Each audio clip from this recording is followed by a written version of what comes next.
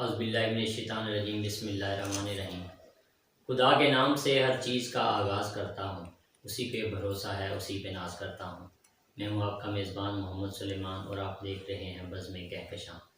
بزم کہکشاں کی آج کی نشست میں ہمارے علاقے کی سماجی شخصیت جناب فراز احمد صاحب ہمارے مہمان ہیں۔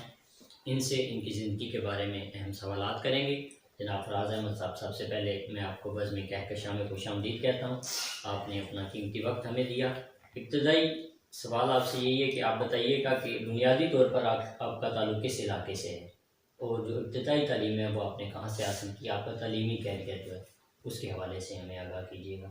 من الشیطان الرجیم، بسم اللہ الرحمن الرحیم۔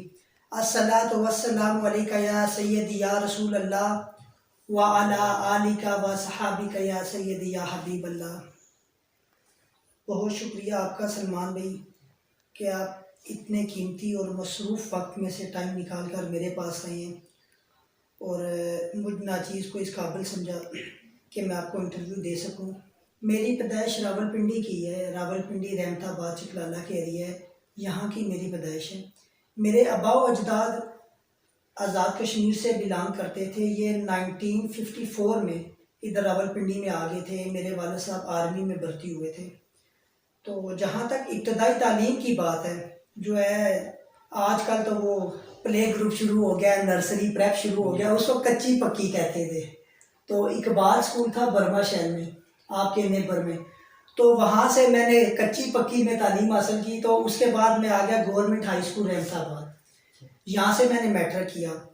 تو پھر انٹرمیڈیٹ کے لیے میں نے ایڈمیشن لیا government degree college satellite tour میں، وہاں سے الحمدللہ انٹرمیڈیٹ کیا اور گریجویشن میں نے کی گورنمنٹ گارڈن کالج سے۔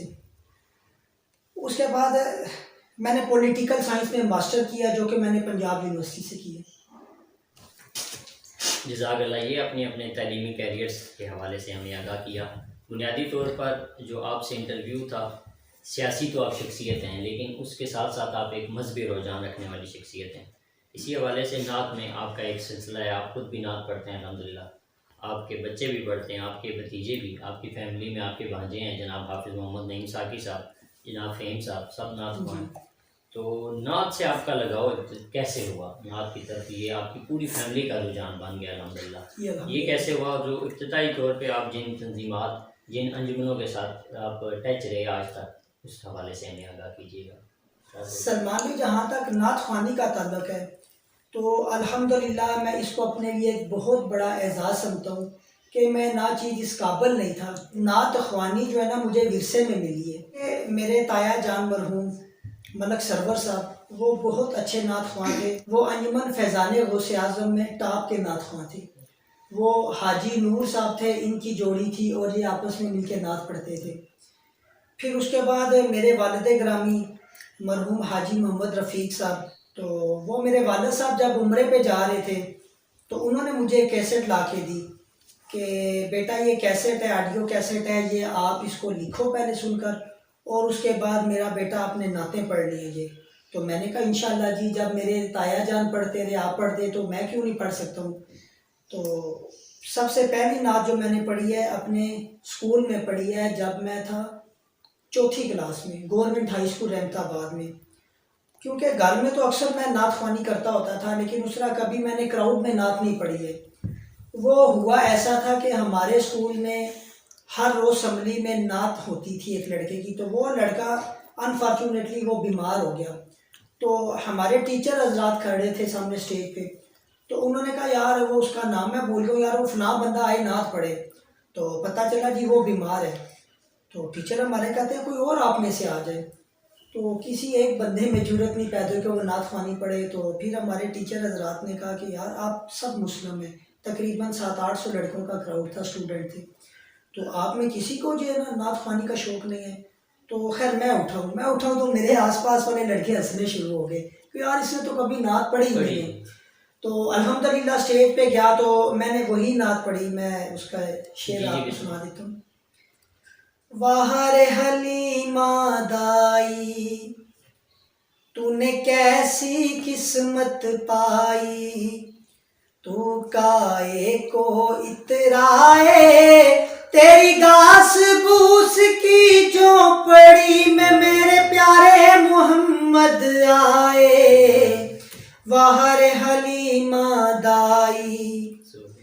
تو یہ نعت میں نے پڑھی ہے، تو بہت ہی شفیق استاد تھے ہمارے سر سعید صاحب، اس کے بعد کریم شاہ صاحب اور سر ارشد صاحب، انہوں نے مجھے گلے سے لگا لیا، بہت زیادہ انہوں نے میری حوصلہ افزائی کی۔ اس کے بعد میں کئی مقابلوں میں گیا، مقابلوں میں نے حصہ لیا۔ تو پھر یہ سلسلہ تو خیر ہمارے خاندان میں پھر چلتا گیا۔ حافظ نعیم صاحب جن کا آپ نے ذکر کیا، الحمدللہ وہ تو ایک بہت اچھے ٹاپ کے شناخواں ہیں۔ پی ٹی وی میں بھی حضور پاک صلی اللہ علیہ وسلم کی شان میں گلائے عقیدت کے پھول نچھاور کر چکے ہیں۔ ان کے برادر محترم ہیں محمد فہیم صاحب، اور سب سے چھوٹے بھائی ہیں ان کے محمد شاہزیب صاحب۔ الحمدللہ یہ تینوں بھائی اکٹھی بھی نعت پڑھتے ہیں، الگ الگ بھی پڑھتے ہیں، ان کا ایک نام ہے ہمارے علاقے میں۔ پھر میرا بھتیجا آج کل اس نے نعت خوانی شروع کیا ہے، ایان احمد، تو الحمدللہ اس کی بھی بہت اچھی آواز ہے۔ تو ابھی میرے بچے بھی ہیں، وہ بھی پڑھ رہے ہیں، تو انشاءاللہ وہ بھی اچھے ثنا خواں بن کے سامنے آئیں گے۔ تو رہی اسلامی جماعتوں سے وابستگی کی بات، تو کالج لائف میں نے ATI کو جوائن کیا تھا، انجمن طلباء اسلام کو، تو خیر کچھ ہی عرصہ اس میں رہا ہوں۔ پھر ثنا خوانی کرتے کرتے میں یہاں پہ ہماری میلاد کمیٹی ہے رحمت آباد کی، انجمن فیضان غوث اعظم، تو اس سے میری وابستگی ہوگی، تو میں وہاں پہ ایز اے ثنا خواں گیا تھا۔ تو الحمدللہ ثنا خوانی کرتا تھا، تو اس انجمن کے بانی جو ہیں امتیاز ملک ایوان صاحب، اللہ پاک ان کو جنت الفردوس میں اعلیٰ مقام عطا فرمائے، انہوں نے اس انجمن کی بنیاد رکھی تھی، وہ وفات پا چکے ہیں۔ تو وہ مجھے پھر نعت خوانی سے اسٹیج سیکٹری پہ لے آئے، اسٹیج سیکٹری کے ساتھ ساتھ انہوں نے مجھے جنرل سیکٹری کی بھی رسپانسبلٹی دے دی، تو الحمدللہ وہ بھی ساتھ ساتھ میں کرتا رہا ہوں۔ تو الحمدللہ مرکزی میلاد کمیٹی میں جو اس کے چیئرمین ہیں ملک محبوب صاحب، اس کے بعد مولانا سفیر ضیائی صاحب، چودھری عرفان کھٹانہ صاحب، آصف ہارونی صاحب، مولانا مبین صاحب، اور ماشاءاللہ آپ بھی جو ہیں ذوالفقار نعیمی صاحب، تو انتہائی شفقت کرنے والے دوست اور اساتذہ کرام مجھے ملے ہیں، جن کو دیکھ کر مجھے مرکزی میلاد کمیٹی میں جانے کا شوق پیدا ہوا۔ تو الحمدللہ مرکزی میلاد کمیٹی کے ساتھ میری وابستگی پچھلے 5-6 سال سے ہے۔ اس سے پہلے تو ہم اپنے علاقے سے ایک جلوس لے کے جاتے تھے، انجمن عاشقان مدینہ بلاغ سے، وہ زیر سرپرستی ہوتا تھا مولانا آصف ہارونی صاحب، مولانا مبین صاحب، اس میں میری زیر قیادت بھی ہوتا تھا، میرے ساتھ سابقہ جنرل کونسلر خواجہ ساجد صاحب اور PTI کے رہنما راجہ آصف صاحب وہ بھی ہوتے تھے۔ تو ہم ہر سال اپنا جلوس لے کے مرکزی کی میلاد کمیٹی میں جاتے تھے، جو رحمت آباد میں منعقد ہوتی ہے۔ تو پھر اسی دوران مجھے بھی شوق پیدا ہوا، تو مرکزی میلاد کمیٹی میں آج میں ڈپٹی انفارمیشن سیکرٹری کے سر انجام دے رہا ہوں۔ جزاک اللہ۔ یہ تو آپ نے دینی جماعتوں کے ساتھ آپ کی جو وابستگی آج تک رہی اس کا ذکر آپ نے کیا۔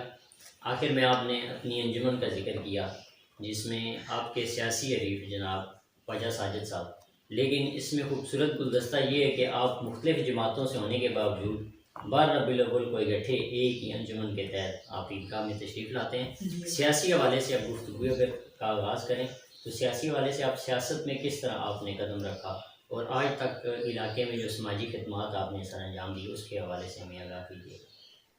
تو نہ ہی میرے ددیال سے کوئی سیاست میں تھا، البتہ میرے ماموں جاوید اختر صاحب جو کہ اس یونین کونسل کے 2 سے 3 دفعہ چیئرمین بھی رہے ہیں پیپلز پارٹی کے دور میں۔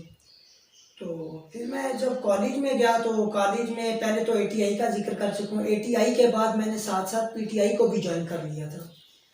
تو باقاعدہ میری جو ہے نا رکنیت PTI میں 2009 میں ہوئی، جب میں نے اپنا ممبرشپ کارڈ لیا۔ تو سیاست سے وابستگی عمران خان صاحب کو دیکھ ہوئی، کیونکہ ہمارے پاس جو ہے نا پچھلے 30-40 سالوں سے 2 ہی چوائس تھی، نون لیگ، پیپلز پارٹی۔ تو پاکستان کی جتنی بھی عوام ہے وہ بھی تنگ آ گئی تھی ان سے، اب ہر بندے کی یہی خواہش تھی کہ تبدیلی آنی چاہیے، تو یہی دیکھتے ہوئے خان صاحب کی پارٹی کو جوائن کیا۔ تو پہلا جہاں پہ انٹرا پارٹی کا الیکشن ہوا 2012 میں، تو وہاں پہ میں جنرل سیکرٹری الیکٹ ہو کے آیا، تو پارٹی کے لیے کام کر رہا تھا۔ تو انہی خدمات کو دیکھ کر 2014 کے الیکشن میں پارٹی نے مجھے جنرل کونسلر کے الیکشن ٹکٹ سے نوازا۔ تو میں نے الیکشن بھی کنٹیسٹ کیا، اور یہاں پہ اگر آپ دیکھیں تو میں پی ٹی آئی کے بانیوں میں ہمارا شمار، ہم 5 سے 6 لوگ تھے جنہوں نے سب سے پہلے پی ٹی آئی کا یہاں پہ جھنڈا اٹھایا ہے۔ یہاں پہ ہمارے علاقے میں پی ٹی آئی کے لیے کام کرنا اتنا مشکل تھا کہ آپ سوچ بھی نہیں سکتے ہیں، کیوں کہ اس کو ایک تو پیپلز پارٹی کا گڑھ سمجھا جاتا تھا، اس کے بعد نون لیگ کے ایم پی اے اور سینیٹر وہ رحمت آباد سے بلانگ کرتے ہیں، تو یہاں پہ لوگ اس دور میں ڈرتے تھے پی ٹی آئی کے لیے ووٹ مانگنے کے لیے۔ 2013 کی بات کروں، پی ٹی آئی کا نام نہیں لیتے تھے، تو الحمدللہ ہم بلا خطر بلا خوف پی ٹی آئی میں شامل ہوئے ہیں اور پی ٹی آئی کے لیے کام کیے۔ کسی نے ہمیں گولی نہیں ماری ہے، کیوں کہ ہم نے کسی سے ایک پیسہ نہیں لیا، اپنی جیب سے ہم نے ضرور پیسہ لگایا ہے۔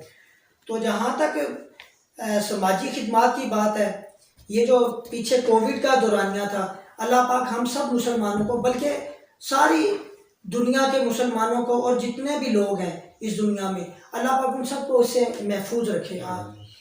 تو اس دوران یہاں پہ ہماری گورنمنٹ نے احساس کفالت پروگرام شروع کیا تھا، جس کے لیے لوگ آتے تھے جی کہ فراز صاحب ہمیں جو ہے نا وہ اپلائی کرنے کا طریقہ کار نہیں پتہ ہے، تو الحمدللہ میں نے 300 سے 400 لوگوں کی انٹریاں کی اس میں، تو اس میں منیمم جو ہے نا تقریباً 250 لوگوں کو احساس کفالت پروگرام کے تحت 12 ہزار ملا ہے۔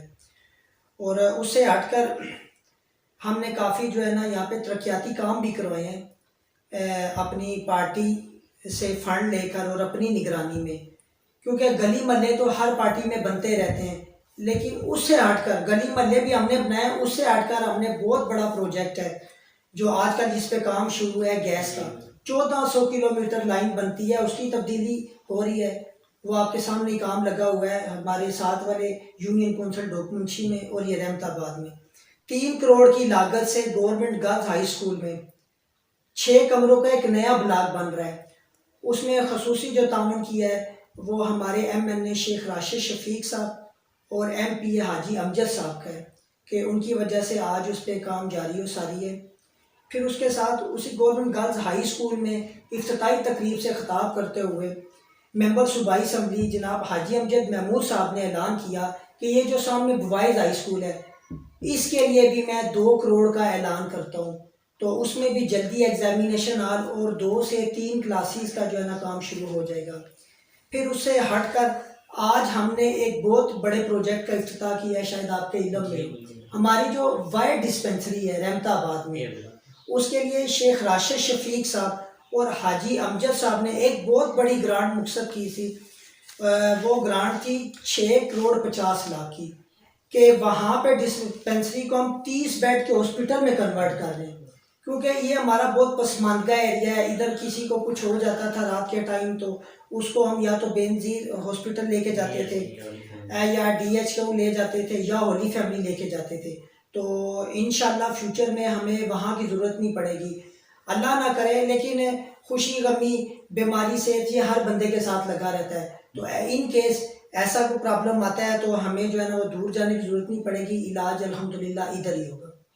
تو یہ ہمارے جو منصوبے تھے جو ہم نے لوگوں کے لیے کام کروائے ہیں، وہ میں سمجھتا ہوں کہ میرے لیے باعث فخر ہے، کیونکہ یہ اللہ اور اس کے رسول کی خوشنودی کے لیے ہم نے کام کیا، نہ کہ میں کہتا ہوں کہ یار فیوچر میں نے چیئرمین کا الیکشن لڑنا ہے، M P M L A کا، وہ تو وقت اور حالات کے مطابق ہم فیصلہ کریں گے۔ تو بس دعا کریں کہ اللہ پاک ہم سب کو اتفاق دے اور اللہ پاک جزائے خیر عطا فرمائے۔ آپ نے گیس پائپ لائنوں کا ذکر کیا، جی تو اس حوالے سے کافی تشویش پائی جاتی ہے لوگوں میں جی کہ گلیاں دوبارہ توڑ دی گئی ہیں اور پائپ ڈالے گئے ہیں، تو آیا اس پروجیکٹ میں یہ منصوبہ شامل ہے کہ دوبارہ یہ گلیاں پکی کی جائیں گی اس گیس پروجیکٹ کے بعد؟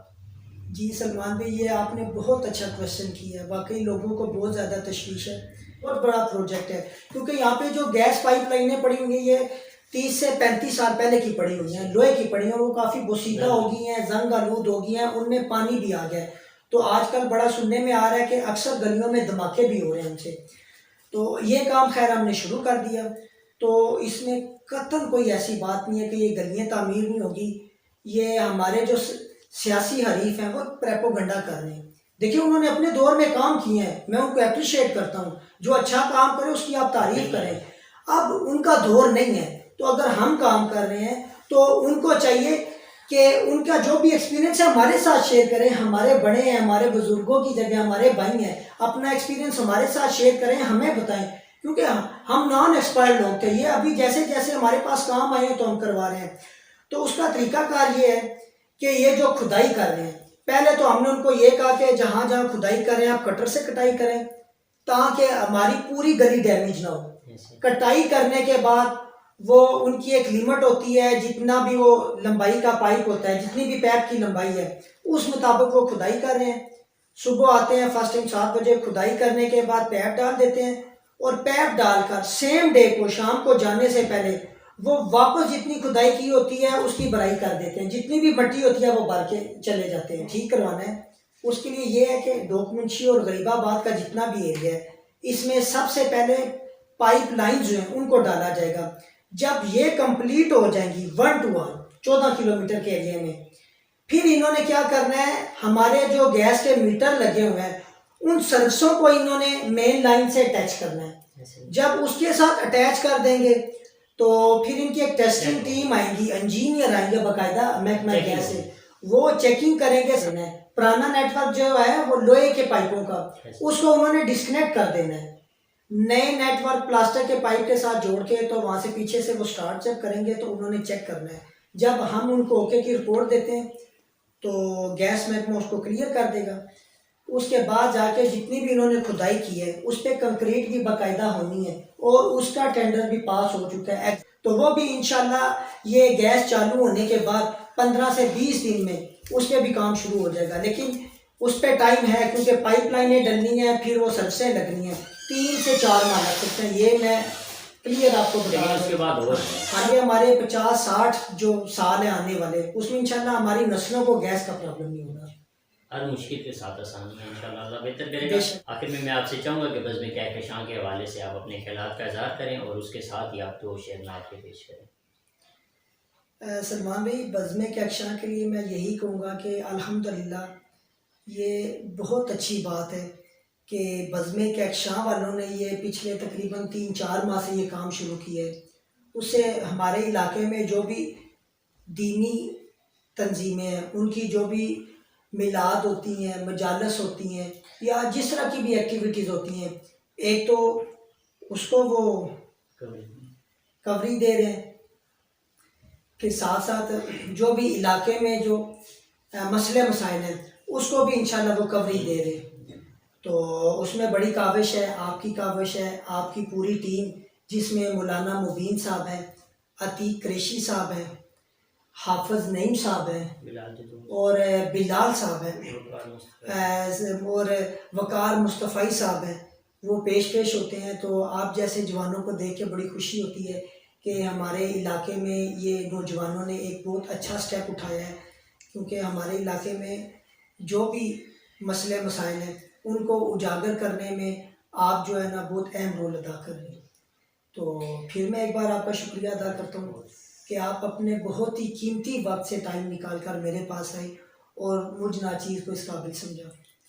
اور جہاں تک نعت کا آپ نے کہا ہے تو میں ناچیز اس قابل کا ہوں کہ آپ صلی اللہ علیہ وسلم کی شان میں گلائے عقیدت کے پھول نچھاور کر سکوں. لیکن اس میں میرا کوئی کمال نہیں ہے, یہ سب اللہ تعالیٰ کی کرم نوازی ہے, اللہ تعالیٰ کی دین ہے کہ انہوں نے مجھے یہ شرف بخشا ہے کہ میں ان کے محبوب حضرت محمد صلی اللہ علیہ وسلم کی شان میں کچھ کہہ سکوں. تو میں یہی کہوں گا کہ مجھ میں ان کی ثنا کا سلیقہ کہاں, مجھ میں ان کی ثنا کا سلیقہ کہاں, وہ شاہد و جہاں وہ کہاں میں کہاں,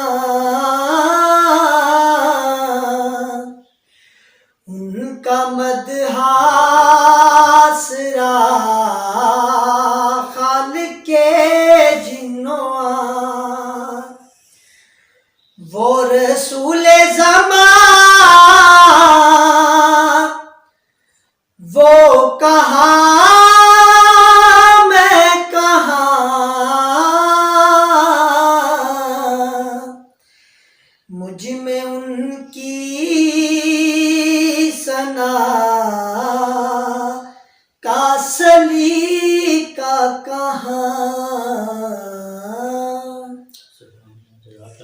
شکریہ.